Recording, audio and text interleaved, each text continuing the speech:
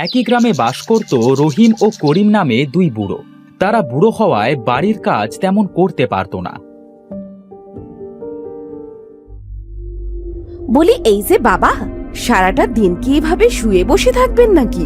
বলি, আপনার ছেলের সাথে একটু কাজও তো করতে পারেন। বৌমা, কাজ করবার মতো শক্তি কি এখন আছে আমার? কাজ করার শক্তি নেই, আছে শুধু খাওয়ার শক্তি। বৌমা, তুমি আমাকে এভাবে কেন বলছো? আমি তো ঠিক কথাই বলছি। আচ্ছা বৌমা, কি কাজ করতে হবে আমাকে বলো, আমি করে দিচ্ছি। বলি, আপনার ছেলে দেখেন মাঠে গেছে, আপনার ছেলের সাথে একটু কাজ করে আসেন গে। ঠিক আছে বৌমা, আমি যাচ্ছি। রহিম বাড়ি থেকে বেরিয়ে মাঠের উদ্দেশ্যে রওনা দেয়।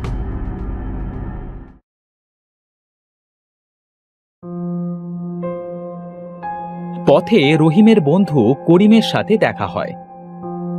আরে করিম যে, তা কোথায় যাচ্ছিস শুনি? এখন বুড়ো হয়ে গেছি, সংসারে তেমন কাজ করতে পারি না, তাই কত কথা শুনতে হচ্ছে। আমারও তো সেই একই কথা, কাজ করতে পারি না, তার জন্য বৌমা আমাকে কত বকা দিল আজ। তা তুই এই অসময়ে কোথায় যাচ্ছিস? কোথায় আর যাব, একটু মাঠে যাচ্ছি কাজ করতে। আজ আর কাজ করতে যেতে হবে না, চল আমরা দুই বুড়ো সেই ছোটবেলার মতো জমিয়ে আড্ডা মারব। আমাকে বৌমা অনেক বকবে রে। চল না বন্ধু, অনেক দিন গল্প করি নাই, এখন তো আর আগের সেই দিন নেই। মনে আছে তোর আগের কথা? কেন মনে থাকবে না? আচ্ছা, আমরা ওই গাছটার নিচে যেয়ে বসি।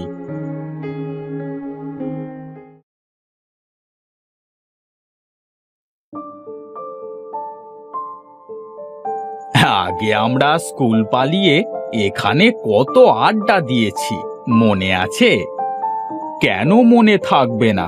এসব স্মৃতি কি ভোলা যায় রে বন্ধু? মনে আছে তোর তেঁতুল চুরি করে খাবার কথা? তেঁতুলের কথা বলতেই যে জিভে পানি চলে এলো বন্ধু। চল না, আমরা তেঁতুল চুরি করে খেয়ে আসি। এখন কি আর আগের সেই বয়স আছে রে বন্ধু যে তেঁতুল চুরি করে খাবো? এই করিম, ওই দেখ একটা তেঁতুল গাছ, চল খেয়ে আসি। তাই তো, চল দুই বুড়ো আজ জমিয়ে তেঁতুল খাবো।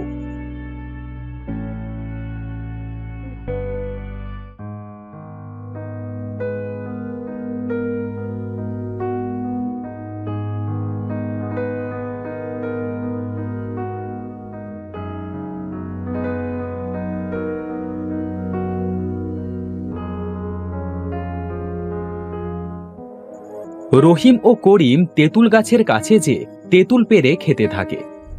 এমন সময় তেঁতুল গাছের মালিক চিৎকার করতে করতে সেখানে আসে। এই যে দাদু, আমার গাছ থেকে কেন তেঁতুল পেড়ে খেলে তোমরা? এই বয়সে এসে চুরি করছো? করিম, এখান থেকে পালা। পালাচ্ছ কোথায় হে, পালাচ্ছ কোথায়? তোমাদের বাড়িতে যে নালিশ করে আসবো। আমার তেঁতুল খেয়ে হজম করা এত সোজা নয়। এই রহিম, এখন কি হবে রে? তেঁতুল গাছের মালিক যদি সত্যি সত্যি বাড়িতে নালিশ নিয়ে যায়? এসব ভেবে এখন লাভ নেই, চল আমরা যে কাজ করতে বের হয়েছিলাম সেটাই করি। এটা বলে তারা দুজন দুজনের কাছ থেকে বিদায় নিয়ে মাঠে চলে যায়।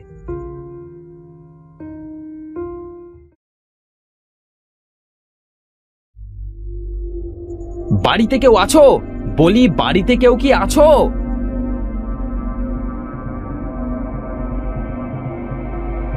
কি হয়েছে, এভাবে ডাকছেন কেন? ডাকবো না তো কি করব শুনি? আপনার শ্বশুর। কেন, কি করেছে উনি? কি করেনি তাই বলুন। আমার তেঁতুল চুরি করে খেয়েছে, আমার তেঁতুলের দাম আমাকে দেওয়া লাগবে, না হলে আমি এখান থেকে যাচ্ছি না। আমার কাছে তো টাকা নেই।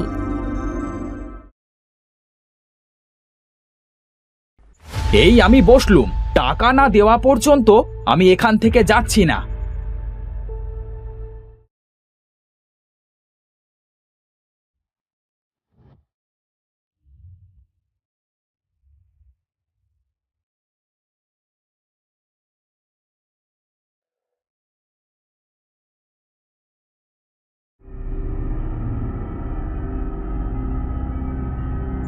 হয়েছে, এবার যান। করিমের বৌমা রাবেয়া বাধ্য হয়ে মিজানকে টাকা দেয়। মিজান রাবেয়ার কাছ থেকে টাকা নিয়ে রহিমদের বাড়িতে যায়। কি গো, কোথায় গেলে সব? আরে মিজান ভাই যে, তা কি মনে করে আসলেন? এসেছে কি আর সাদে? আপনার শ্বশুর আমার গাছে তেঁতুল চুরি করে খেয়েছে। আমার তেঁতুলের টাকা দিন। উনি তো মাঠে গিয়েছে, আপনার হয়তো কোথাও ভুল হচ্ছে। উনি এই বয়সে কেনই বা চুরি করবে? আমার কোনো ভুল হচ্ছে না। ওনারা দুই বুড়ো মিলে আমার গাছে তেঁতুল চুরি করেছে।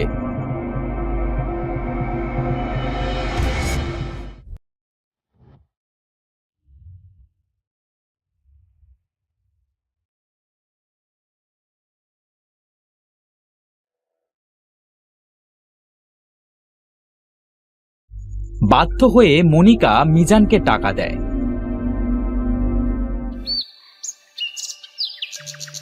কিছু সময় পর রহিম ও তার ছেলে বাড়িতে আসে।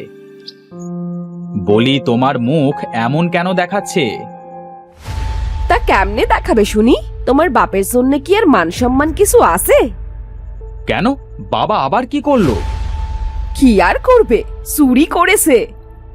বাবা, আমি এসব কি শুনছি? তুমি এখনো ছোট আছো নাকি? তোমার নাতি নাতনিরা কি শিখবে বলো তো? হৃদয় আর মনিকা রহিমকে আরো অনেক বড় বড় কথা বলে। রহিম কাঁদতে কাঁদতে বাড়ি থেকে বেরিয়ে আসে। অন্যদিকে করিমকেও তার ছেলে এবং ছেলে বউ মিলে বাড়ি থেকে বের করে দেয়।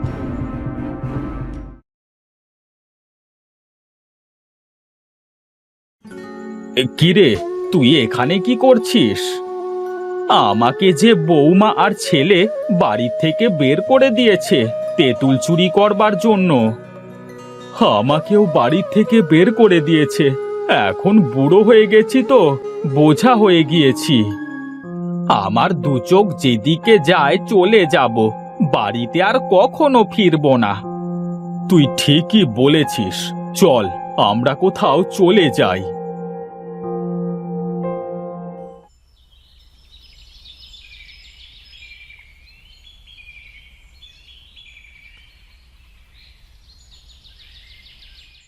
রহিম আর করিম দুই বুড়ো হাঁটতে হাঁটতে নদীর পাড়ে চলে আসে। ও মাঝি ভাই, আমাদের দুই বুড়োকে একটু ওপারে পৌঁছে দেবে?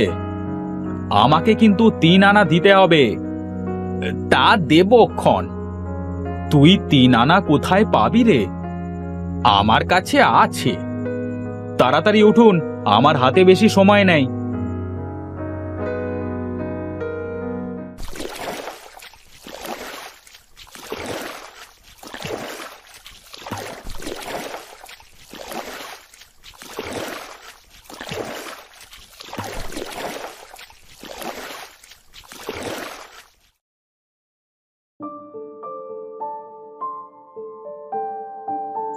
তারা নদী পার হয়ে মাঝিকে টাকা দিয়ে আবার হাঁটতে থাকে।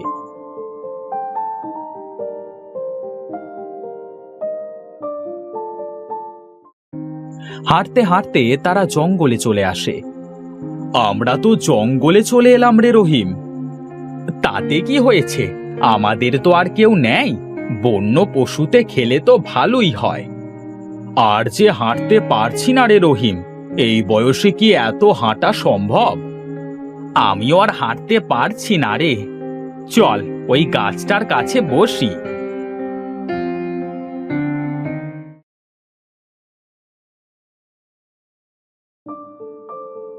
তারা কিছু সময় গল্প করবার পর হঠাৎ করিম একটা তেঁতুল গাছ দেখতে পায়। রহিম, ওই দেখ তেঁতুল গাছ। তাই তো দেখছি। চল আমরা তেঁতুল খেয়ে আসি। এখান থেকে তো আর কেউ নালিশ করতে যাবে না। আর যত ইচ্ছা তত তেঁতুল খাবো।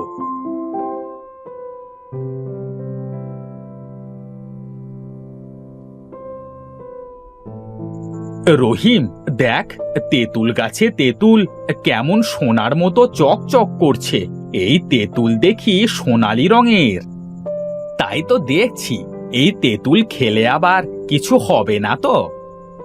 কি আর হবে, আমরা তো মরতেই চাই। তুই ঠিকই বলেছিস, তেঁতুলগুলো খেয়েই দেখি কেমন স্বাদ এই অদ্ভুত সোনালী তেঁতুলের।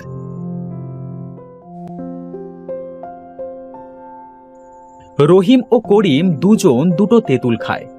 সাথে সাথেই তাদের কুঁজো ঠিক হয়ে যায়। রহিম, তোর কুঁজো তো ঠিক হয়ে গিয়েছে।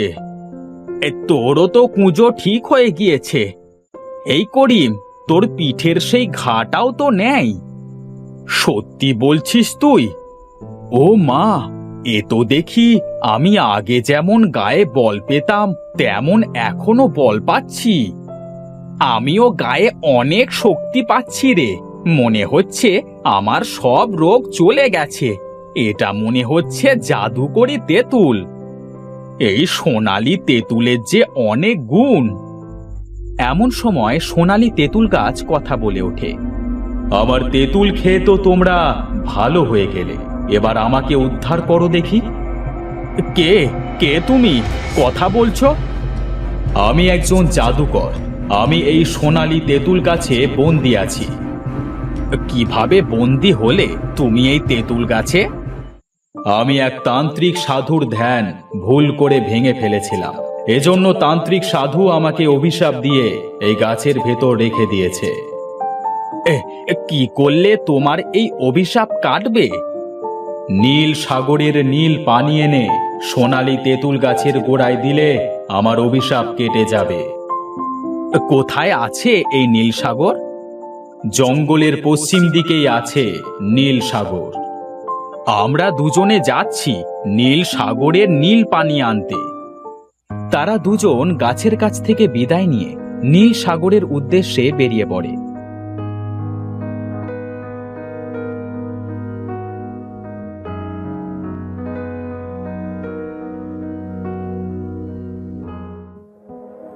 অনেক সময় খোঁজবার পরে রহিম নীল সাগর দেখতে পায়।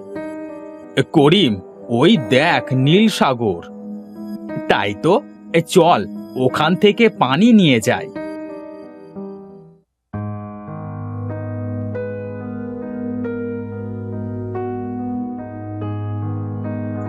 এরপর তারা দুজন নীল সাগর থেকে নীল পানি নিয়ে গাছের কাছে আসে।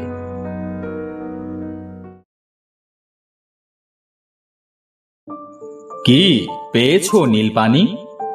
হ্যাঁ, এবার আমি মুক্তি পাব।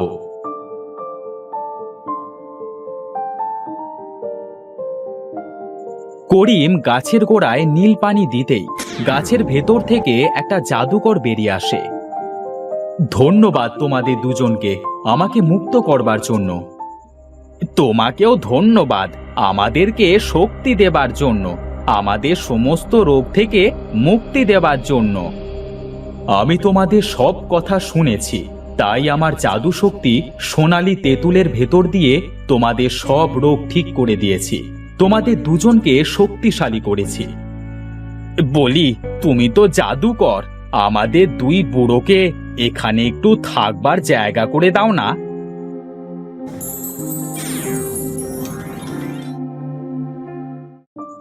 আজ থেকে তোমরা দুজন এখানে থাকবে। তোমাকে অনেক ধন্যবাদ।